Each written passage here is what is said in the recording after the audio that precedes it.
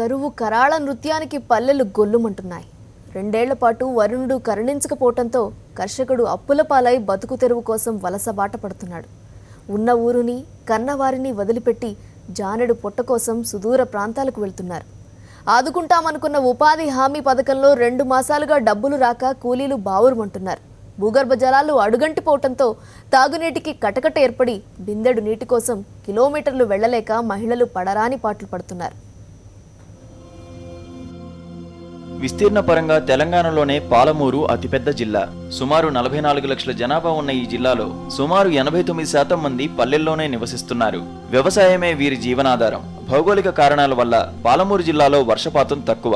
పశ్చిమ కనుమల పక్కనే పాలమూరు జిల్లా ఉండడం, నైరుతి ఋతుపవనాల ప్రభావం ఈ ప్రాంతంలో అంతంత మాత్రమే ఉంటుంది. జిల్లా మీదుగా కృష్ణా, తుంగభద్ర లాంటి ప్రధాన నదులతో పాటు డిండి, పెదవాగు లాంటి ఉపనదులు ప్రవహిస్తున్న జిల్లా రైతులకు ఉపయోగపడేది నామమాత్రమే. కేవలం జూరాల మాత్రమే జిల్లా వాసులకు సాగునీటి ప్రాజెక్టుగా ఉపయోగపడుతోంది. దీని కింద 1,00,000 ఎకరాలు మాత్రమే ఆయకట్టు ఉంది. ఇందులోనూ కాలువల మరమ్మతుల వల్ల చివరి ఆయకట్టుకు నీరందదు. కల్వకుర్తి, నెట్టెంపాడు, భీమా, కోయిల్ సాగర్ ఎత్తిపోతల పథకాలు ఇంకా నిర్మాణ దశలోనే ఉండడం వల్ల సాగునీరు అందడం లేదు. దీంతో వర్షాధారంపైనే ఆధారపడుతున్న రైతులు నట్టేట మునుగుతున్నారు. సకాలంలో వర్షాలు పడకపోవడం వల్ల వ్యవసాయాన్ని నమ్ముకున్న రైతులు అప్పుల పాలై బతుకు తెరువు కోసం వలసబాట పడుతున్నారు.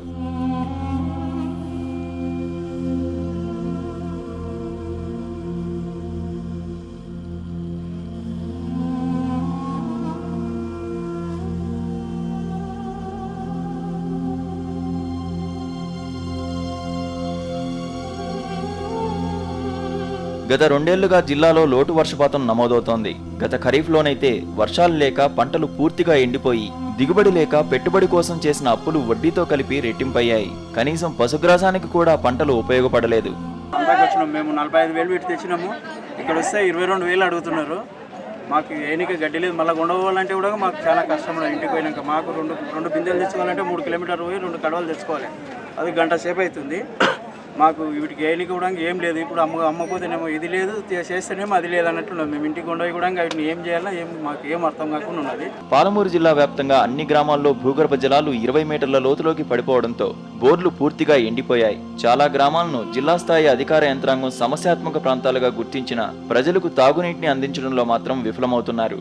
అనేక గ్రామాల్లో ప్రజలు మంచినీటి కోసం కిలోమీటర్లు నడవాల్సి వస్తోంది. కొన్ని చోట్లయితే చెలిమల్లో ఊరిన నీటితోనే పూట గడుపుతున్నారు. మహిళలు, పిల్లలు, పురుషులు సైతం తెల్లవారుజాము నుంచే బిందెలు తీసుకుని చెలిమల దారి పడుతున్నారు. ఇప్పుడే ఇలా ఉంటే భవిష్యత్తు ఏమిటన్నది పాలుపోవడం లేదు. గ్రామాల్లో నీటి సమస్య వల్ల తమ పిల్లలకు పెళ్లిళ్లు కావడం లేదని ఆందోళన చెందుతున్నారు. పిల్లలు గొంతులు ఎండుకపోయి ముసలోళ్ళు అయితే చనిపోయే పరిస్థితి ఏర్పడుతుంది. అసలు ఆ పిల్లలను రక్షించుకోవాలా, ముసలోళ్ళను రక్షించుకోవాలా, మేము అసలు ఏం చేసుకోవాలో అర్థం కావట్లేదు. ఈ ఎండకు అసలు బతకడం కూడా కష్టం అయిపోయింది. ప్రతి దానికి నీళ్ళు అవసరం. ముఖ్యంగా నీళ్లు లేనిది ఏ పని చేసుకోలేం కాబట్టి ప్రతి దానికి నీళ్ళు అవసరము. రోడ్ అవతలకి పోయి తేనికి పోతే కడవలు 2 గంటలు అవుతున్నాయి. 3 గంటలు ఒక కడవ తేనికే అవుతుంది.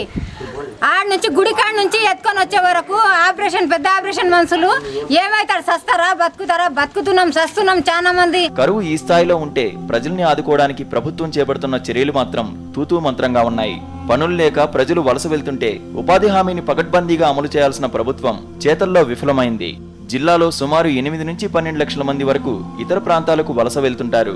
నాగర్ కర్నూల్, కొల్లాపూర్, నారాయణపేట, కొడంగల్, ముక్తల్, గద్వాల, వనపర్తి నియోజకవర్గాల నుంచి నిరుపేదలు ఎక్కువగా బెంగళూరు, ముంబై, పూణే ప్రాంతాలకు వెళ్తున్నారు.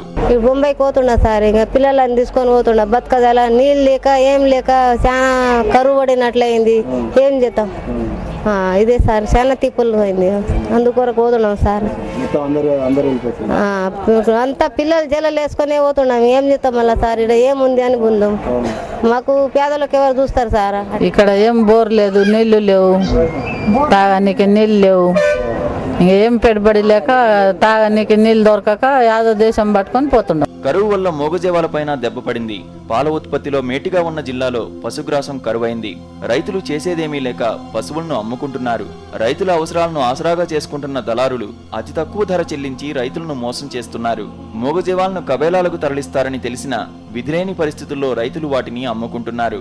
2 కిలోమీటర్లు పోవాల్సి వస్తుంది. మందికి తాగడానికి, నీళ్ళు తీసుకోవడానికి 2 బిందెలకు 1 కిలోమీటర్ 2 కిలోమీటర్లు పోవాల్సి వస్తుంది. ఇక పశువులకు ఎక్కడ తేవాలి? వాటికి తేవాలంటే చాలా కష్టం ఉంది. జిల్లాలో కరువు నష్టాన్ని 1000 కోట్లుగా అంచనా వేసి అధికారులు ప్రభుత్వానికి నివేదించారు. ప్రభుత్వం దీనిలో 391 కోట్లు విడుదల చేసింది. ప్రస్తుతం మంచినీటి కోసం సిఆర్ఎఫ్, నాన్ సిఆర్ఎఫ్ కింద సుమారు 70 కోట్లు మాత్రం కేటాయించినా ఈ చర్యలు ఏమాత్రం ఉపశమనం ఇచ్చేవిగా లేవు. పంటలు దెబ్బతిని అప్పులు పాలైన రైతులకు నష్టపరిహారం ఇచ్చే విషయంలో ప్రభుత్వం ఇంతవరకు ఒక్కడుగు కూడా ముందుకు వేయలేదు. సర్కారు ఇప్పటికైనా వెంటనే కరువు సహాయక చర్యలు యుద్ధ ప్రాతిపదికన చేపట్టాలని ప్రజలు కోరుతున్నారు.